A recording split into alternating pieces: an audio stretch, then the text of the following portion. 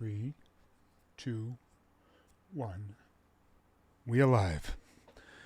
But I'm not ready. Had some natural peanut butter. It's stuck in my throat. All right. How you doing, friends? Ernie here. And it is Monday. This is Thanksgiving Day week. It is Monday the 22nd. Oh, I can hear much better now. Monday the 22nd.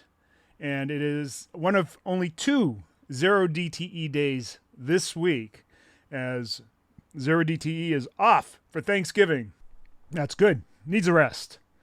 Needs a rest to see whether or not these all-time highs are real or not. Man, we hit another all-time high today. It's just one after the other. It seems like every day is an all-time high.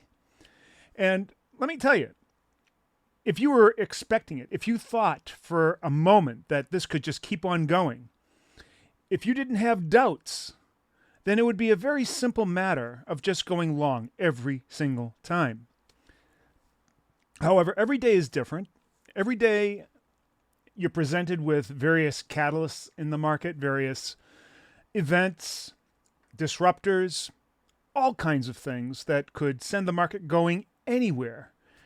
And trying to figure out just how the market is going to react to any one of these things is really almost like an art form, or maybe it's a Swami realm, right? You need to be in the realm of Karnak the Magnificent. I don't know if you get that reference, but if you're my age, you do. That was Johnny Carson doing his act, mind reading, Ed McMahon. Anyways, I don't have a crystal ball.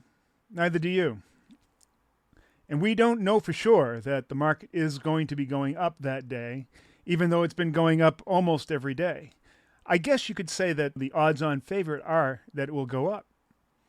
However, how much it will go up is equally as important as to what direction that it goes in, particularly when you're selling premium, because when you're selling premium, you're selecting an area where you think that the market is going to settle on, where you can collect that premium. And really the only thing that we have to go by in terms of definitive areas where we think the market might settle, from a technical point of view, from an analytical point of view, is where the market has been before. So for instance, we use volume profile. Volume profile is volume at price. It's the sideways bars that come out and will show you the level of activity of trading at various price levels. So you get a very good view of what the actual activity and where demand is and where demand is not in the market. We know that when you have a very large volume node, price, when it encounters one of these nodes from past, it will tend to hang out there because for whatever reason, the market has found affinity towards that level. It likes that level. It is comfortable there. Why? Nobody knows. Well, maybe some people know, but it's not us. So you can put a strategy on that where you're going to collect premium and with reasonable expectation that price will go to one of these nodes and hang out there for a while. And time is really what you need when you're talking about collecting premium. Time, volatility, delta, etc.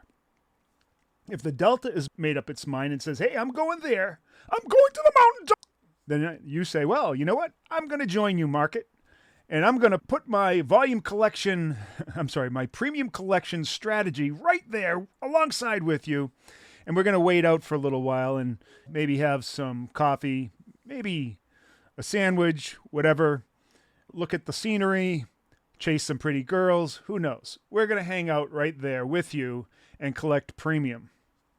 That's great.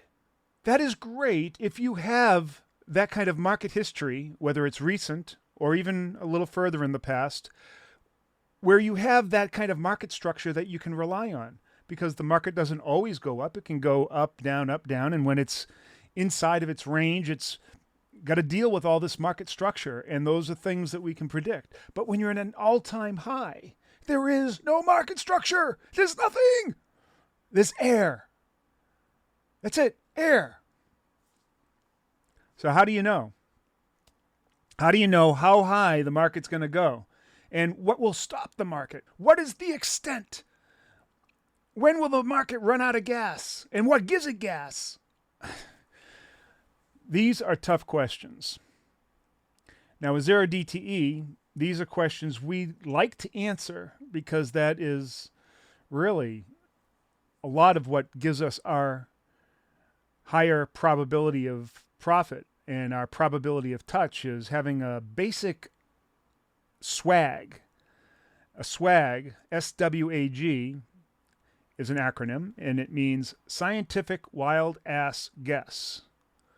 So we need to make a swag of where we think price is going to hang out so that we can put on our time-based option strategy, because it's time-based because it's zero DTE, zero last day of expiration. It's going to expire within the next few hours. And we'd like to hang out there for a few hours. If we could, please. But there is nothing up above. So what do? There are two things you can do. Now, first of all, you don't know if you're going to go up and stay up there, or if you're going to go up and what so often happens, complete reversal, go the other direction, find some place else to hang out and find some pretty girls or beer or tea or coffee or whatever you're looking for. So we're left with this unusual option. We don't want to overtrade. We don't want to guess. So we do something that is akin to a straddle. Now, a straddle, putting on a straddle, a pure straddle, where you buy a put, buy a call, and they both have the same strike price. That's a very expensive trade. If price doesn't move, that exacts a huge amount of risk. And with also a very wide range of prices, a full standard deviation from whenever you start. So that's a tough thing to put on. However, with a strategy like the butterfly, we can create something that we call a poor man's straddle. What is a poor man's straddle? A straddle is something that if price goes up, it profits, and if price goes down, it profits. But it doesn't start profiting until it crosses that zero line and there's a spread, right? And on top of that, it's very expensive. The cost, the risk that you're putting on is very tight. However, you could simulate a straddle, because now a straddle is unlimited profit on the upside and the downside. But you know that you're not going to have unlimited price movement. In fact, you think that price may move approximately so much, and we can give a guess by looking at the expected move, which is nothing more than a measurement, a statistical measurement, given the current volatility of a one standard deviation move, how far price might move. Now, it doesn't mean the price is going to move that much. That's just a guess. Another swag, a technical swag. But what you could do is you could put a butterfly. Now, why would you put a butterfly as opposed to a spread? You could put a butterfly, a bullish butterfly and a bearish butterfly. Use them as directional. Similar to the way you would use a bullish spread vertical or a bearish vertical. But with a butterfly, you get many more different characteristics that are conducive to collecting premium. Now, when you put one of these butterflies on either side, the wings that you place on the butterfly, you can control their width, and you can also control the distance that the short strikes of the butterfly are from the point that you're trying to determine, because you don't know which way, up, down, whatever. So you can create what we call a poor man's straddle that, in effect, in a time boxed, will give you the kind of performance that you're looking for, that bullish or bearish, whichever the way the market is going, and give you what you're looking for. And because if it's going bearish, then you know that there has to be a volume node down there somewhere. You can place that very nicely, and you can place the other one, the bullish one, because it's going to an all-time high. You don't know exactly where. Place it somewhere in the vicinity of the expected move. That makes sense. Now you have all other types of things that you can do. Now, I gave you the basic case. 2 symmetrical butterflies, put them on either side. We call that a poor man's straddle. And the reason why it's a poor man's straddle is that you get the same effect within that boxed region, but with much less risk. Sometimes very little or no risk. Well, that sounds like a trade for me, Ernie. There are some caveats to that. Now, one way that you can reduce your risk, and because you're using the butterflies and not just spreads, you can play some magic with these butterflies. You can create a broken wing fly or a broken fly. And what a broken wing fly is, that's when the spreads are of unequal length on either side of the butterfly. And the beauty of this is that the one that has the shorter length will have less risk on that side, and the one that has the longer length, the wider spread, will have more risk on that side. So you could put the risk to the outside of the butterfly and the least amount of risk on the inside where you're starting. So you can create what is sometimes called the Batman strategy.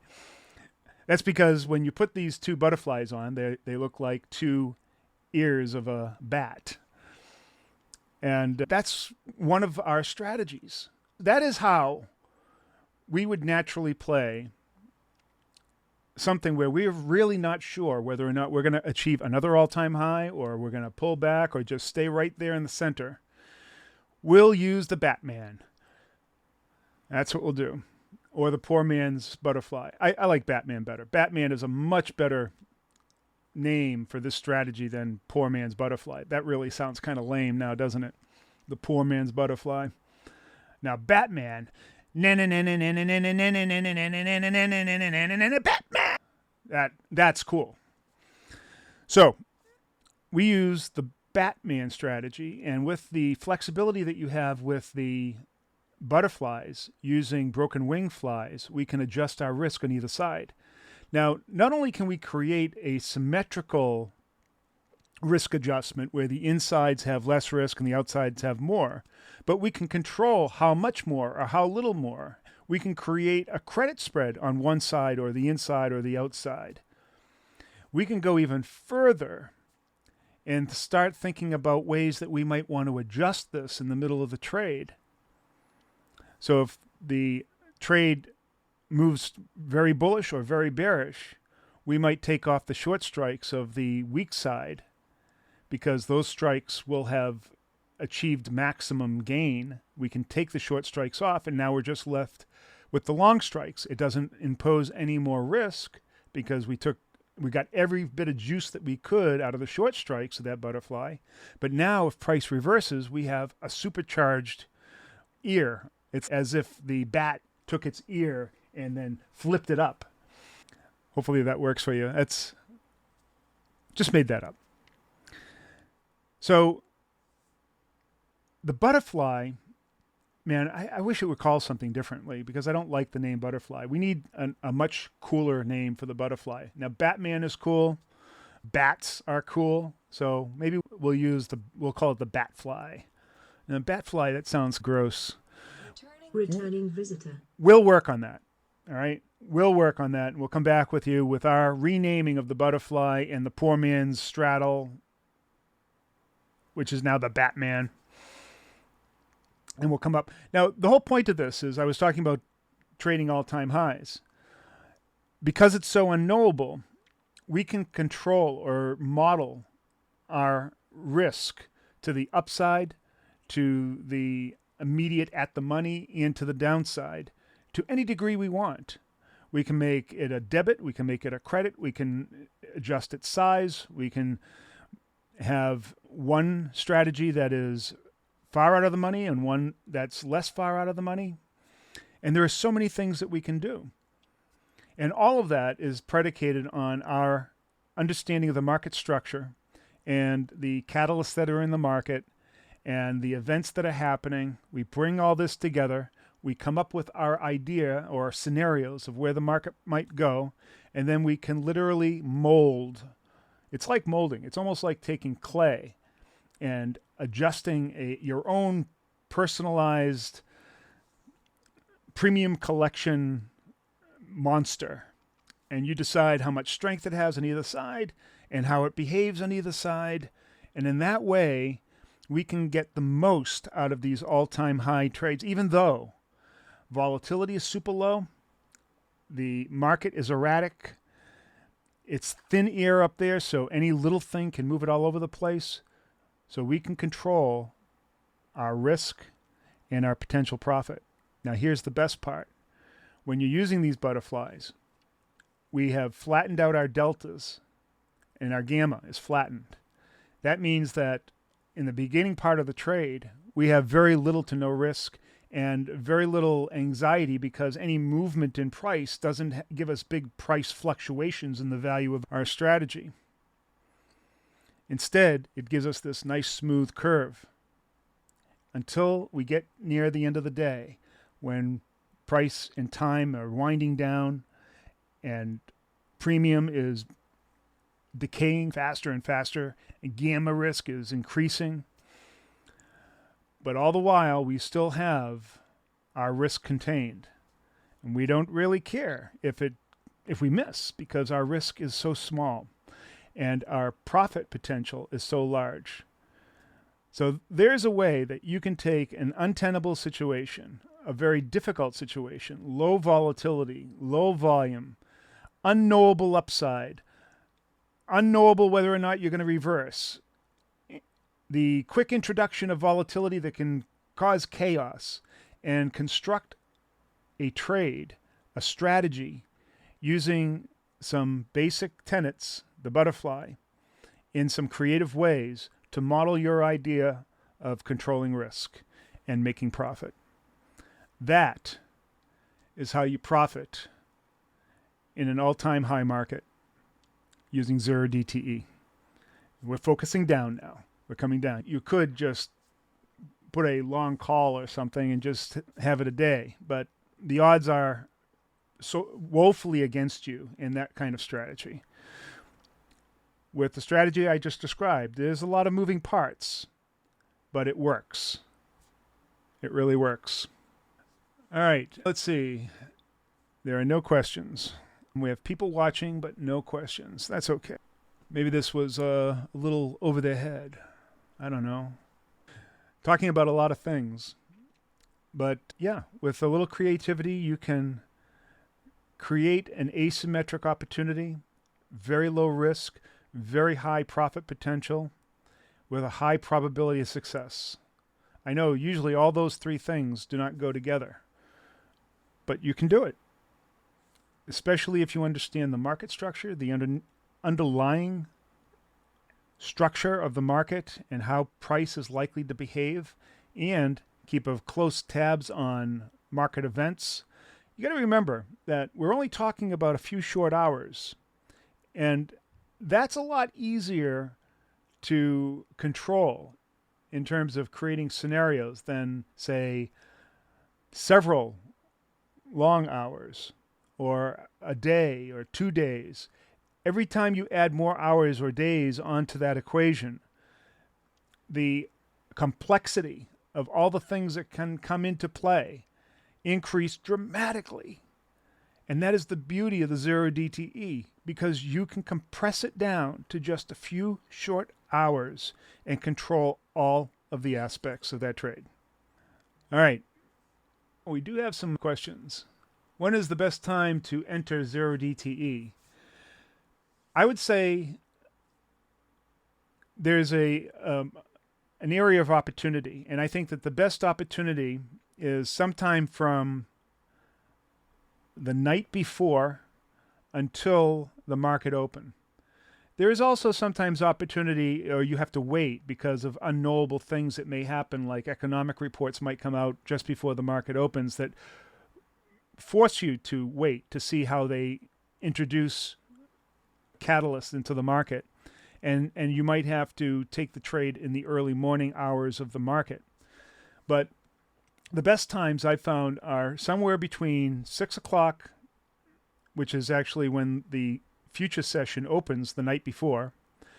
So usually around later in that night after the market is opened. It's the Asian market that is churning around. and then between there and sometime before the U.S. market opens. I would go further to say that the period between about 7 o'clock in the morning to 9:30 in the morning is probably the sweet spot. That's where you're going to get most of your activity. Now, there are some cases where we can put a trade on at 6 o'clock the night before. It goes through the Asian market, goes through the European market open. There's plenty of volatility, and we could have collected enough premium by the time the U.S. market is rolling around to actually take the trade off before the U.S. market even opens. That's happened several times. So there are opportunities when you're using futures. You don't have these same opportunities with the SPX. Now, I understand today is the first day that the SPX will be trading 23 hours a day, just like the futures. However, not all brokers are supporting that. I see that Interactive Broker is supporting it, but TD Ameritrade with Thinkorswim, they are not supporting it. Tastyworks, they're not supporting it. So we're going to have to get on them and get them to support the SPX, although I still prefer the E-mini S&P futures contract for 0 DTE. All around, even though it has a little bit more expensive commissions and fees, it is a vastly superior product for trading and for what we do, because you have volume, you have 23 hours, you don't have any pattern day trader rule. It's just a better product all around. But some people are stubborn. They want to trade the SPX, which also has much larger margin, so you can't have the same kind of fine-grained control over it that you can with the futures. Let's see, Thomas is asking, Ernie, great talk. Could you put up some risk graphs on the broken wing butterfly versus the unbalanced fly? I will do that, but not right now. I will do a separate video on that, because this video is actually also the podcast. And the podcast is audio only. And I did that, last week, but it left the people that were listening to use their imagination to a fantastical degree. So I will do another video separately where I'll get on my iPad like I did yesterday, Sunday. And you can go and you can see that video, the retrospective video, if you go to my YouTube channel, where I used the iPad and did all the graphs and everything and talked about those strategies in particular. That's about it. And we've come to the end of another 0 DTE, 0-DTE podcast. Never forget that dash. That dash is so darn important, because without the dash, you have trash. You know what I mean. 0-DTE.com/try, TRY, if you want to try out the service. You get a 4-week trial.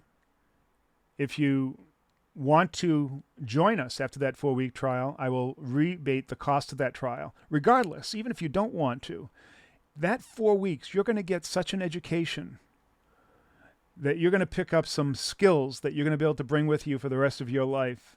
And it is going to be life-changing, I promise you. All right. Now we're done. Thank you very much. We'll see you Wednesday. That will be the last 0 DTE day this week of Thanksgiving. A wonderful week. And then we have Black Friday. And then Cyber Monday. And then the whole rush to Christmas. Oh, it's a wonderful time of year. Kinda. Except for here in the Northeast where it starts getting colder and colder. Now I'm rambling. Thank you. And peace. All right. Off button. Where are you? Oh, there it is. It's way up there. End stream.